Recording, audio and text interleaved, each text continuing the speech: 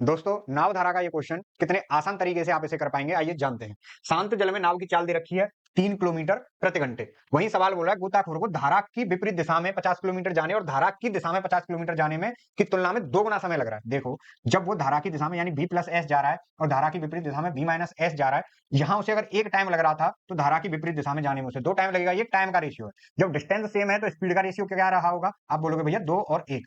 अब यहां से मैं b की स्पीड अगर निकालूं इस रेशियो के अकॉर्डिंग तो 2 और 1 3 हो गया, 3/2 करना पड़ेगा। यानी b प्लस एस और b माइनस एस दोनों को ऐड करना होता है, बट्टे 2 करना होता है। उसकी वैल्यू हमारे पास दे रखी है 3, यानी 3/2 की वैल्यू दे रखी है 3, तो 1 की वैल्यू यहां से आ गई 2।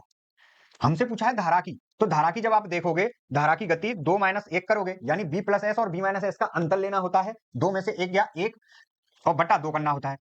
वो जब 1 की वैल्यू 2 है तो 1/2 की वैल्यू कितनी होगी? आप बोलोगे भैया 1, यानी धारा की जो गति है वो है 1 किलोमीटर प्रति घंटे।